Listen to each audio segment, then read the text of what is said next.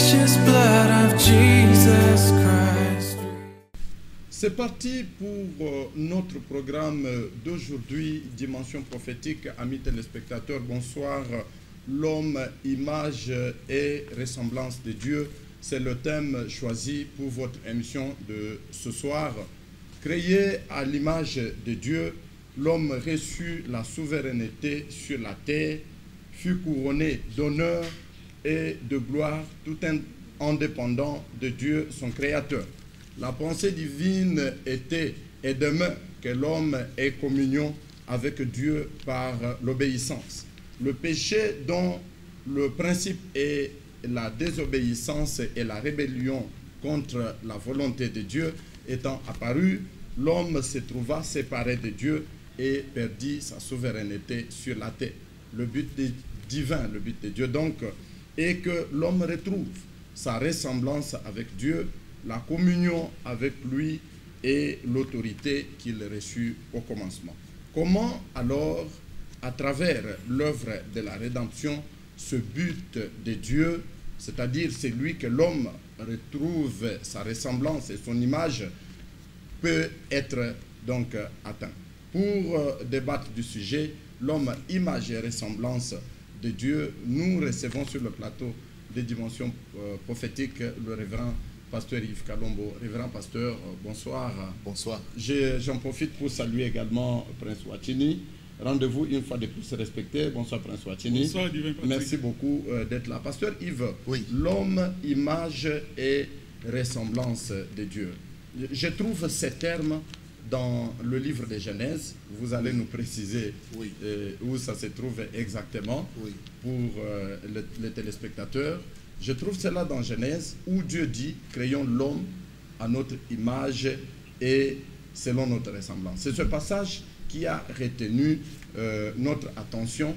Alors, nous avons ces trois mots-clés, l'homme, image et ressemblance de Dieu. Est-ce que, partant de là, les téléspectateurs peuvent déjà comprendre ce que cela peut signifier lorsque Dieu, dans le livre de Genèse, insinue que l'homme qu'il crée est à son image et selon sa ressemblance? Merci pour la question. Dans Genèse au chapitre 1er, oui. Nous lisons au verset 26, il est dit « Puis Dieu dit, faisons l'homme à notre image, selon notre ressemblance, et qu'il domine. » Donc Dieu ne dit pas seulement image et ressemblance, mais ensuite il fixe les objectifs. Les objectifs. Il dit qu'il domine sur les poissons de la mer, sur les oiseaux du ciel, sur le bétail, sur toute la terre, oui. Et sur tous les reptiles qui rampent sur la terre. Donc, on dit, Dieu créa l'homme à son image, il est créa à l'image de Dieu, il créa l'homme et la femme.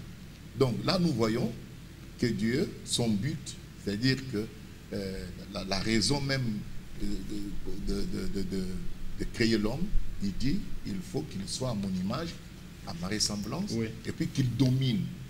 Dominer, ça veut dire régner, prendre contrôle. Donc l'homme était en quelque sorte un petit Dieu, un roi sur la terre. Donc c'est comme ça qu'il est le reflet de Dieu. Comme Dieu est souverain et qu'il domine sur toutes choses. N'est-ce pas, Dieu dit dans sa parole que auprès de moi, il n'y a pas d'autre Dieu. N'est-ce pas? Oui. Il dit, je lève ma main, je vis. Je dis, je vis éternellement. Ça, c'est Dieu. Vous voyez, mais maintenant, ici, il dit, faisons l'homme à notre image. C'est-à-dire que l'homme doit lui ressembler. Donc, doit lui ressembler, doit être à son image, mais il précise qu'il domine, vous voyez, sur les poissons, sur toute la terre. Donc, carrément, l'homme, c'est un roi, c'est un prince, c'est un petit Dieu. Il domine sur tout ce que Dieu a créé sur la terre. Et d'ailleurs, même le psaume 8 le dit clairement. Il dit que qu'est-ce que l'homme pour que tu te souviennes de lui? Tu lui as donné, n'est-ce pas, l'autorité sur tout ce que, n'est-ce pas, tu as créé l'œuvre de tes mains. Donc, l'image, que nous disons l'image de Dieu, c'est-à-dire que l'homme était vraiment le reflet de ce que Dieu doit être, son autorité, sa puissance, son amour, on doit le voir dans l'homme. Et c'était ça le but pour lequel il a créé l'homme. Maintenant, pasteur, il y a une certaine pensée qui me traverse l'esprit dans les échanges avec certains enseignants de la Bible. nous n'arrivons pas à retenir vraiment l'essence de la création de l'homme selon, à l'image et selon la ressemblance de Dieu. Certaines personnes présentent cela comme si cela relevait du naturel, que l'homme naturel marchant sur ses deux pieds, c'est cet homme-là qui ressemble à Dieu. Il est vraiment... Alors que dans le naturel, nous voyons que les hommes se diffèrent selon leur physionomie. Maintenant, quelle est la physionomie qui est à la ressemblance de Dieu? Oh, c'est une belle question. Nous voyons là, d'abord nous avons dit une chose. La Bible dit dans Jean chapitre 4, verset 24, que Dieu est esprit. D'autres versions disent, Dieu est un être spirituel. Il faut que ceux qui l'adorent en esprit et en vérité. Or, Dieu est esprit, c'est-à-dire qu'il n'est pas immatériel. Et il n'est pas matériel, je veux dire. Donc, il est immatériel. Alors, mais quand Dieu dit dans Genèse, faisons l'homme, Dieu est esprit. En d'autres termes, quand Dieu a fait l'homme à son image, cet homme-là, il était esprit. Il ne pouvait pas être autrement. Il était esprit, comme Dieu est esprit, parce qu'il doit être son image et sa ressemblance. Donc, Dieu étant esprit, l'homme qu'il avait créé devait lui ressembler. Donc, il était aussi esprit. C'est seulement au chapitre 2 que nous lisons que Dieu, alors maintenant, il prit de la terre, il forma un corps et il souffla, n'est-ce pas, dans cet homme-là, l'homme qu'il avait créé, l'esprit, il le mit dans une motte de terre. La Bible dit que l'homme devint une âme vivante ou un être vivant, c'est-à-dire matériel. Il peut maintenant marcher ses cartons. Nous devons savoir que l'homme n'est pas seulement le corps. Nous voyons que l'homme, il est esprit d'abord, voyez, et puis il est aussi une âme, parce que l'âme, c'est ça qui relie l'esprit au corps. Vous voyez, donc vous avez le corps, l'esprit, et puis l'âme. L'âme qui est comme le moteur même. Vous voyez, le siège de toutes les affections, c'est l'âme. Et l'âme relie le corps et l'esprit. Maintenant, l'homme que Dieu avait créé dans Genèse 1er peut maintenant exprimer les pensées de Dieu. Parce que Dieu avait dit qu'il domine, qu'il règne sur les oiseaux, etc. Il n'allait pas régner dans le spirituel, dans l'imaginaire, non. Maintenant, Dieu lui a donné un corps. Et l'homme là était dans un corps de chair. Il marchait. Maintenant, il peut maintenant commander les animaux. Il peut manifester les caractères que Dieu lui avait assigné, les manifester naturellement, commander les animaux, dominer, régner, cultiver le jardin, etc. etc. Vous voyez? Mais spirituellement, il ne pouvait pas le faire. Vous voyez? Spirituellement, il n'avait pas de main. Il faut qu'il ait un corps dans lequel il s'exprime. Donc le corps, en réalité, que nous avons, c'est celui qui est tiré de la terre. De la terre. Ce n'est pas ça l'homme original. Parce que Dieu dit là-bas, puisque tu as péché, quand il disait que tu es poussière, tu retournes à la poussière, il ne parle pas de l'homme qu'il avait créé dans Genèse 1.1. Lorsque le péché est arrivé et que Dieu dit, puisque tu es poussière, tu retournes à la poussière, il ne parle pas de l'homme de Genèse 1.26. Oui. Il parle de l'homme de Genèse 2, qui est le corps qui va retourner à la poussière. Parce que l'homme, d'abord, il est esprit. Mais quand le corps retourne à la poussière, l'esprit va sortir. Vous allez voir que dans toute la Bible, Dieu parle beaucoup plus de l'âme. L'âme. Vous voyez. Donc voilà un peu près ce qu'on va dire. Excusez-moi, divin, j'ai une question de relance au pasteur en rapport avec la définition sur quelques éléments que nous avons trouvés dans notre sujet. Oui. Mais plutôt, nous voyons maintenant Dieu créer l'homme à son image et à sa ressemblance. Oui. Dites-nous, quelle a été la caractéristique de la relation qui a existé entre cet homme qu'il a créé à son image et à sa ressemblance et Dieu lui-même le créateur? Comment se caractériser les relations entre eux? En tout cas, la relation, comme nous avons dit, c'est le créateur avec sa créature. Ça va plus loin même. Parce que là, il a fait une créature qui n'est pas comme les autres. Nous savons que Dieu a créé le cheval, il a créé les crapauds, tout ce qui est comme des animaux de la nature. 6 jours durant. 6 jours durant. Mais le 6e jour, il va créer l'homme. Vous voyez, il crée l'homme. Et quand il crée l'homme, on nous dit que Dieu, le 7e jour, il est allé se reposer. Il se repose. Il ne s'est jamais reposé depuis qu'il est créé. Mais dès qu'il a créé l'homme, on nous dit que Dieu est allé se reposer. C'est comme si Dieu... En fait, l'expression que je vois là-bas, c'est comme si Dieu s'est dit, enfin, j'ai quelqu'un qui peut prendre relève. Oui. C'est comme un parent qui a enfin un enfant Exactement. qui peut assurer la gestion de ses affaires. En d'autres termes, l'homme a été créé pour parachever ce que Dieu avait déjà créé. C'est ça l'homme. Au fait, c'est pourquoi Dieu dit il va se reposer. C'est parce que son fils, qui était Adam, il allait maintenant se mettre à donc arranger tout ce que Dieu avait créé. Il va parachever cela. C'est ça vraiment le but. Et vous allez voir que même quand l'homme va se mettre au travail, c'est lui qui donne les animaux, le nom à tous les animaux. C'est lui qui donne les noms, etc. Donc tout est préparé par l'homme. Donc en réalité, Dieu, quand il veut se reposer là, c'est parce que son fils prend la relève. Il va parachever ce que son père a créé. Il a l'esprit de son père. Il a la parole de son père. Il a l'intelligence de son père. Il a la morale de son père. Vous voyez cela? Parce qu'il est son image et sa ressemblance. Donc cette relation, comme nous disons, était très forte. C'est une relation de père et fils. Donc une image, un reflet. Et l'homme vivait dépendamment. Il ne connaît pas autre chose. Il ne connaît que son père. Vous voyez, il connaît son Père Dieu, il communiait avec lui, et c'était ça, le bonheur que l'homme avait reçu dans le jardin d'Éden. Je retiens de votre réponse que si Dieu descend sur la terre aujourd'hui et qu'il voit un chien passer, s'il l'appelle chien, ce n'est pas parce que lui avait donné le nom chien, c'est parce que c'est son fils qui avait donné, et Dieu était en accord, en harmonie avec son fils. Oui. Mais pasteur, en quoi pouvait alors consister le fait, quel est l'avantage ou le bénéfice que l'homme pouvait tirer du fait pour lui d'être à l'image et à la ressemblance? Parce qu'ici nous sommes en train de mettre l'accent sur le péché qui est venu comme une rupture. Et l'homme enfin va perdre, nous allons nous verser dans cet aspect-là, mais on est encore en train de chercher à faire comprendre cette image-là. Quel est le bénéfice, en dehors du fait que Dieu avait dit qu'il domine? Quel est le bénéfice, l'avantage que l'homme pouvait tirer du fait pour lui d'être à l'image de Dieu? Oui, mais ce bénéfice est simple. Dans le psaume 8, nous lisons, verset 5. Qu'est-ce que l'homme pour que tu te souviennes de lui? Le fils de l'homme pour que tu prennes garde à lui.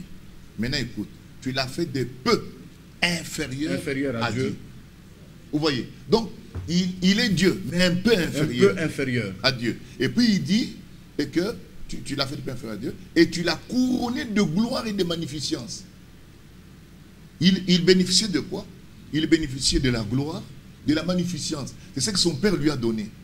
Et puis, il dit, tu lui as donné la domination sur les œuvres de tes mains. Et tu as tout mis sous ses pieds. Les brebis comme les bœufs, les animaux des champs, les oiseaux du ciel, les poissons de la mer. Toutes ces choses-là, il a donné à l'homme, dit, tous ceux qui parcourent les sentiers de mer. Éternel notre Dieu, que ton nom est magnifique sur toute la terre. Donc, c'est que l'homme bénéficiait de Dieu, c'est cette souveraineté, vous voyez, c'est cette gloire que Dieu lui a donnée, de dominer sur tout ce que Dieu avait fait. Voilà ce qu'il était. Donc, on le reprend ici clairement. Et il a été créé pour être un Dieu, pour être à son image, pour parler comme Dieu, agir comme Dieu, agir, faire toutes choses comme Dieu. Voilà ce qu'il était. Vous voyez. Donc, c'est ça exactement le but de Dieu. Mais Dieu n'avait pas sécurisé cela. Le comble, c'est que après avoir créé l'homme qui était son fils né de ses entrailles, Dieu maintenant n'a pas sécurisé ses acquis. Il y a le péché qui vient, qui brise la communion entre l'homme et Dieu. Dieu n'a pas sécurisé ses acquis. Comment pouvait-il se faire que, après que Dieu ait accompli une si belle œuvre, qu'il la laisse à la merci du diable, pour que le diable, lorsqu'il vient, il puisse finalement faire un coup d'État. Je parle dans nos termes actuels. Faire un coup d'État et avoir la prééminence sur ce que Dieu avait de précieux, l'homme donc. Dieu n'a peur de rien. Et puis, il n'y a rien qui peut le vaincre. Ça, c'est nous devons d'abord commencer par nous dire ça d'abord dès le départ. Donc, c'est-à-dire que, quel que soit ce qui arrive, d'abord, Dieu n'est pas surpris. Ça, c'est un. Et puis, Dieu est tout-puissant. Donc, il n'y a rien qui peut le dépasser. Quelle que soit la situation, il va la résoudre. Il a toujours une solution. Il a une solution. Bon, ça, c'est d'abord la première chose à dire. Oui. Alors, maintenant, essayons un peu de dire une chose sur le péché. Au fait, quand Dieu a créé l'homme, il l'a créé avec le libre arbitre. Vous voyez, c'est ce qui fait que l'homme est particulier, non? Sinon, il n'allait pas être un homme. C'est-à-dire qu'il a le libre arbitre. Donc, l'homme a été fait pour se souffrir de lui-même tel qu'il est là. Vous voyez cela? Il peut décider de ces choses lui-même. Donc, il peut dépendre de lui-même tel qu'il est là. Mais nous avons dit qu'il devait dépendre de Dieu. Il devait dépendre de Dieu, Ouais.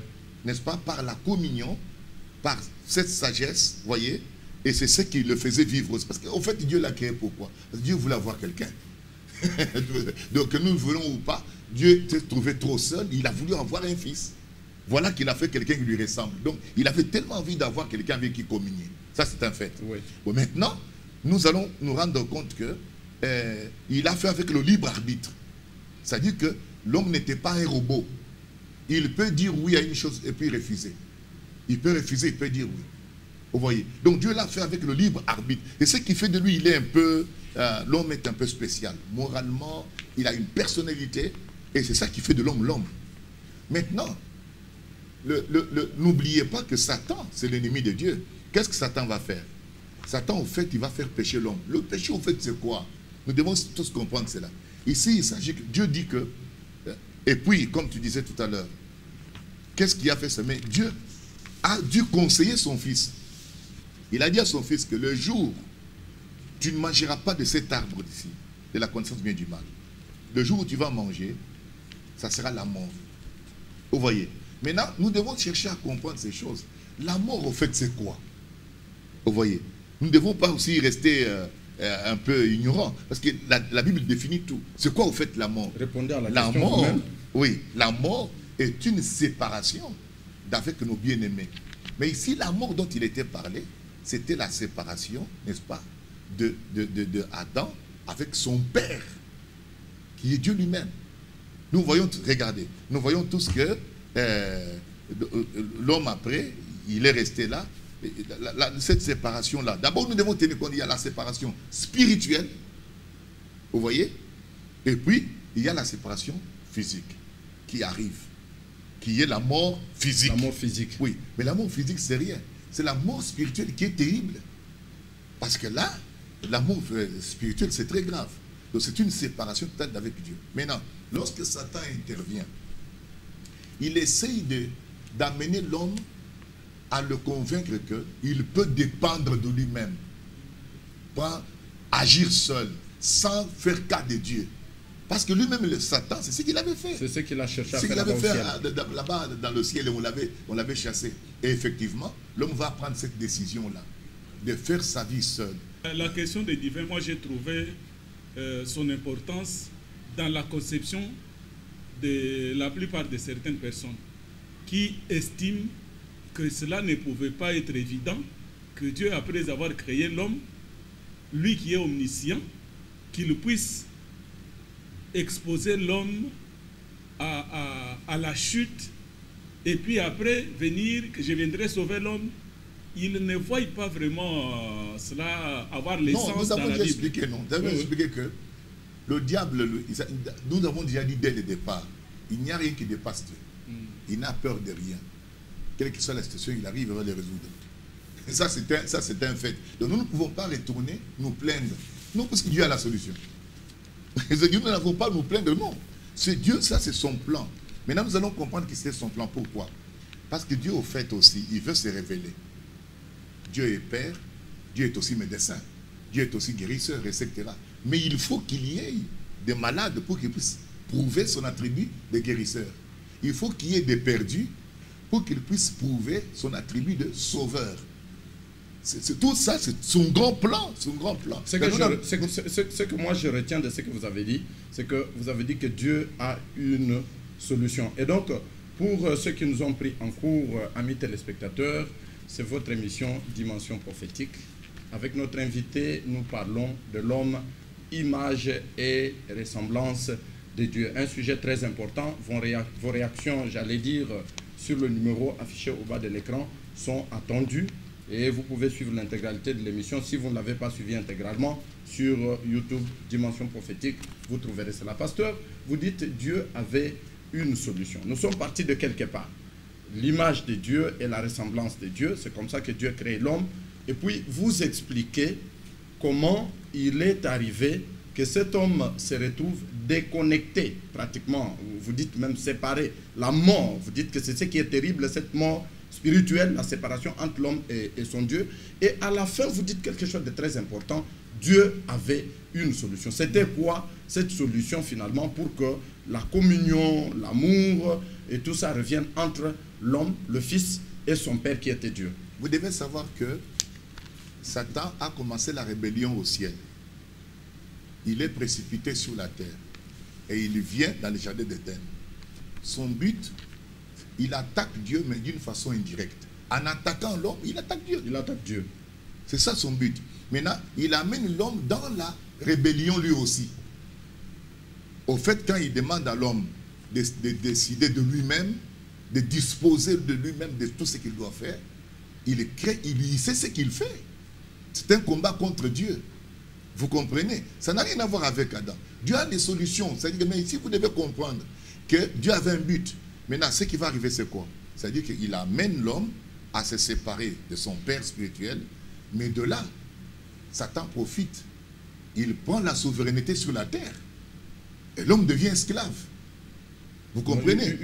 Une conquête pratiquement. Une conquête. C'est-à-dire en quelque sorte, Dieu a été détrôné. Si vous ne savez pas. Donc, nous disons que quand Dieu disait que l'homme domine sur les oiseaux du ciel, la terre, etc., en d'autres termes, Dieu était en train de circoncire le domaine sur lequel l'homme régnait. Et de projeter sa domination à lui-même dans son Fils. En d'autres termes, il était une reproduction de Dieu sur la terre. Donc, si on veut voir la puissance et le royaume de Dieu, on le voyait dans l'homme. Donc, l'homme était le représentant, l'ambassadeur, vous voyez cela, de Dieu sur la terre. Ça photocopie son image. Une fois que le péché est entré, le diable a profité, il a pris le contrôle. L'homme a perdu la souveraineté. Il est devenu maintenant esclave de Satan. Maintenant, Dieu a la solution. Quelle est en réalité la solution? Voilà. Avant qu'on arrive à la solution, nous allons dire ceci. Dès qu'il a péché, le péché mérite la mort. Maintenant, Satan dit à Dieu que non, ton propre fils a péché, il faut qu'il meure. Parce que toi, tu es juste, tu ne peux pas faire autrement. Tu ne peux pas violer ta propre loi. Dieu n'allait pas violer sa propre loi. Dieu est coincé, pasteur. Dieu était coincé, donc il ne pouvait pas enfreindre sa propre loi, étant juste. Sinon, il serait injuste. Or, Dieu est juste. Donc, qu'est-ce qui doit se passer? Adam doit mourir. Et Satan, pour lui, c'était un but marqué.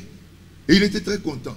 Mais qu'est-ce qui va se passer? C'est là où va se jouer la grande sagesse de Dieu. Nous voyons que Dieu, qui est esprit, va se faire chair. Il devient un homme. Si vous remarquez très bien, quand il devient un homme, si vous recevez très bien, cet homme-là, on l'appelle le second Adam. Vous ne voyez pas qu'on l'appelle le second Adam. Et il est comment? Il est à l'image de Dieu.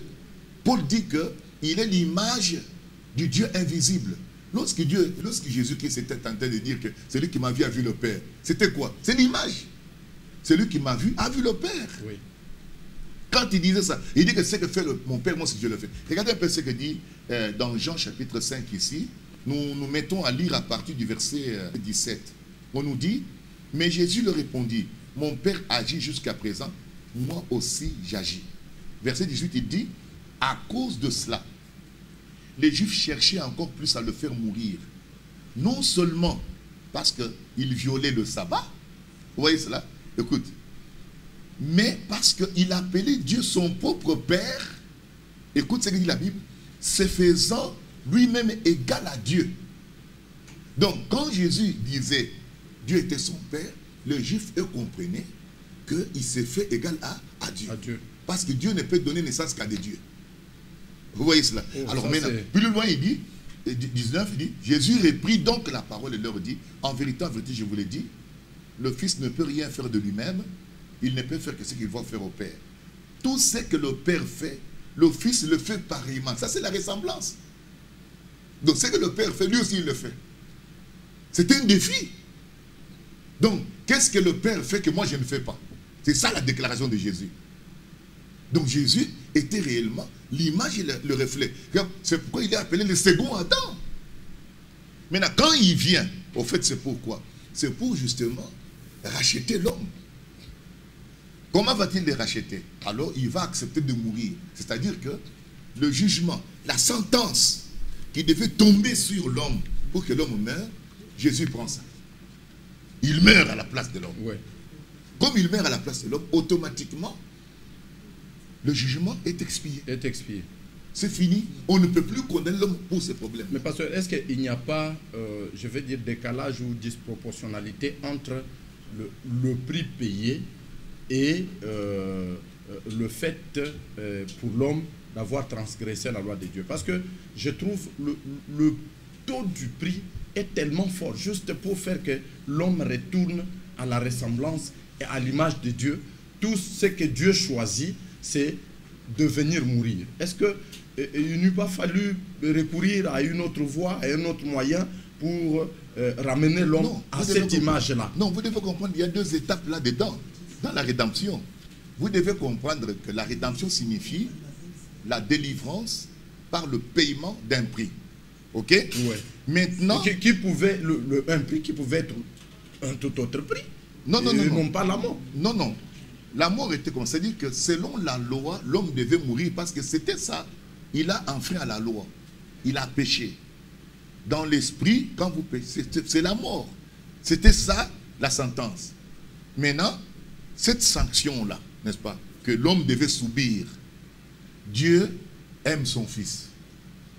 Il ne veut pas que son fils meure. D'un côté, Dieu ne veut pas que sa loi soit violée. Voilà comment. Et le diable a pensé gagner. Il est pris en étau. Il est entre l'enclume et le marteau. Oui, le diable pense gagner Dieu. Mais ce n'est pas le cas. Il se fait chair. Il devient lui-même un fils. C'est pourquoi Dieu a pris la forme de fils. De fils. On dit le fils de Dieu. Vous voyez? Et quand il vient maintenant, ça c'est la première partie. Il va d'abord subir le jugement, la sentence du péché que l'homme avait fait. C'est-à-dire quoi? La mort. Il doit mourir. Ça, c'est la première étape. Il est mort. Ce n'est pas tout. Mais quand il est mort, il est ressuscité. S'il est ressuscité, ça signifie que dans sa résurrection, il doit réhabiliter l'homme. Réhabiliter l'homme, ça veut dire lui redonner son image, lui redonner sa ressemblance, lui redonner son héritage, lui redonner les qualités qu'il avait avant la chute. C'est là où la partie de la résurrection joue beaucoup. Or, quand il est mort, la Bible dit que nous étions morts avec lui, nous avons été ensevelis avec lui, et nous sommes ressuscités avec lui. Comment on ressuscite avec Christ? La Bible dit, si l'Esprit qui avait ressuscité Jésus-Christ d'entre les morts habite en vous, qu'est-ce que l'Esprit là va faire? Il va redonner la vie à vos corps mortels. C'est-à-dire que lorsque vous vous convertissez et que vous recevez le Saint-Esprit, vous êtes ressuscité de la mort spirituelle. Dans cette résurrection, vous rentrez en communion avec le Père. Donc, Dieu rétablit la communion avec lui, avec son Fils, au travers du Saint-Esprit. C'est pourquoi Jésus dit que le Père cherche des vrais adorateurs, qui adorent en esprit et en vérité. Donc, il faut que l'Esprit de Dieu vienne. Donc, en recevant le Saint-Esprit, automatiquement, l'homme et Dieu, la communion est revenue. Le Père est esprit et cet esprit se trouve en vous. Et son esprit est ton esprit, c'est Marie. Vous voyez, la Bible dit que l'Esprit de Dieu dit à notre esprit que nous sommes enfants de Dieu. Vous voyez cela, ensemble. Donc, étant nés de cette manière-là, nous recouvrons carrément la nature divine. Regarde ce que déclare la Bible. Vous allez voir au fait que c'est ce que Dieu poursuivait. Lorsque nous lisons dans Romains, au chapitre 8, car ceux qu'il a connus d'avance, Romains 8, 29, il les a aussi prédestinés à être semblables à l'image de son Fils. Oui. Afin que son Fils soit le premier-né de beaucoup de frères. Donc, en d'autres termes, Dieu veut avoir d'autres fils comme Jésus. Donc Jésus est le modèle. Dans 1 Corinthiens, il dit, de même que nous avons porté l'image du terrestre, qui est Adam, de même nous porterons aussi l'image du céleste. Donc, au travers du plan de la rédemption, l'homme est ramené à la communion et à la ressemblance par l'Esprit de Dieu qui revient dans l'homme cette fois-ci avec force parce que le péché a été expié. Je vous ai suivi religieusement.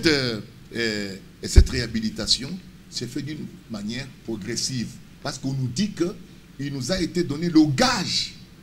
Or, le gage n'est pas la totalité. La totalité. C'est-à-dire que nous avons déjà une portion de l'esprit. Notre âme est restaurée, notre âme est sauvée. Il y a encore le corps qui doit changer, il y a encore d'autres parties qui doivent changer. J'ai une préoccupation. J'ai voulu vous laisser vous étendre pour avoir une idée fixe de ce que vous avez présenté. C'est tellement cohérent qu'il fallait vraiment chercher où situer ou positionner la préoccupation que j'ai. C'est que nous voyons avec l'homme qui brise la communion avec Dieu à cause du péché. Et lorsque nous lisons la Bible, quelque part il est écrit « Tous ont péché et sont privés de la gloire de Dieu ». L'homme naît, il naît pécheur. Alors que Dieu donne la solution, la rédemption, il donne le salut. Pourquoi ne doit-il pas aussi être écrit que tous ont été sauvés et doivent bénéficier du salut au travers de ces sacrifices que Dieu lui-même a pourvu pour sauver l'homme? Pourquoi ce n'est pas le cas? Tous naissent pécheurs, mais tous ne naissent pas sauvés. Qu'est-ce qui est à la base de cela? Oui, c'est une belle question. C'est-à-dire, quand nous disons que... pourquoi il est dit comme ça? D'abord, la première naissance est un échec. C'est-à-dire qu'en naissant dans ce monde, nous sommes déjà nés esclaves de Satan, esclaves du péché. Nous sommes dans le royaume de Satan. Alors, qu'est-ce que Dieu fait au fait? Disons ceci. D'abord, Adam, lorsque Dieu lui donne la souveraineté là, c'est ça le royaume d'Adam. Adam règne, c'est le royaume que Dieu lui a donné. Il doit avoir un domaine où régner, c'est son royaume. Une fois qu'il a perdu sa souveraineté, c'est fini, il est devenu esclave du diable. Maintenant, quand nous naissons dans ce monde, nous naissons des pécheurs. Dieu instaure carrément la nouvelle naissance. La nouvelle naissance est là pour corriger la naissance par laquelle nous sommes nés. La nouvelle naissance, Jésus dit ceci que, Jean chapitre 3, verset 5, oui. Si un homme n'est né d'eau et d'esprit, il ne peut entrer dans le royaume de Dieu. Donc nous nous trouvons là que pour entrer dans le royaume de Dieu, il faut une autre naissance qu'on appelle la nouvelle naissance, naître d'eau et d'esprit. Automatiquement, tout celui qui est né de nouveau est automatiquement entré dans le royaume de Dieu. De la même manière que tout celui qui est dans le monde ici est né ici-bas, il est directement dans le royaume de Satan. Là, c'est le contraire. Quand tu es né de nouveau, tu es directement dans le royaume de Dieu. Très bien. Est-ce que l'homme, après l'homme né de nouveau, cette fois-ci, j'ai fait allusion à l'homme né de nouveau. L'objectif de la rédemption, si je vous ai effectivement très bien suivi, c'était que Dieu puisse rétablir cette communion qui a été perdue à cause du péché. Or, avant que la communion soit perdue à cause du péché, nous voyons que l'homme était un petit Dieu accomplissant les mêmes actes que Dieu pouvait accomplir ici sur la terre. Exactement. Qu'en est-il lorsque l'homme naît de nouveau? Est-ce qu'il recouvre ce qu'il avait perdu avant le péché? Moi, j'allais vous ajouter automatiquement. Est-ce qu'il les recouvre automatiquement? Il faut ajouter automatiquement. Il les recouvre automatiquement. Il les recouvre automatiquement. Je dis oui avec vous. Pourquoi? Parce que même lorsque vous naissez dans ce monde ici, il y a toujours un temps, vous devez grandir. Vous devez apprendre. Vous allez à l'école, on avait un plus égal 2, vous êtes prêts, vous devez apprendre pendant un long temps, et ce n'est qu'après vous entrez dans la vie active. La même chose avec la parole de Dieu. D'une fois que vous êtes né de nouveau, vous naissez bébé. C'est un monde, c'est un royaume. Et là-dedans, on nous dit quoi? Nous commençons à accroître. Nous commençons à accroître. C'est ce que dit Éphésiens. Et Dieu a mis des ministres, il a mis le tuteur. Les tuteurs de l'église, c'est le Saint-Esprit. Et le tuteur de l'église, c'est le Saint-Esprit, pour nourrir l'église, nourrir les croyants, nourrir les nouveaux convertis, et l'amener à atteindre la stature de Christ. La stature de Christ signifie quoi? L'image et la ressemblance de Dieu. Parce qu'on nous dit ici, regarde, ce qu'on nous dit ici dans 1 Jean chapitre 3, voyez quel amour le Père nous a témoigné pour que nous soyons appelés enfants de Dieu. Et nous le sommes. Maintenant écoute, si le monde ne nous connaît pas, c'est qu'il ne l'a pas connu. Verset 2. Bien-aimés, nous sommes maintenant enfants de Dieu. C'est que nous serons n'a pas encore été manifesté. Vous entendez?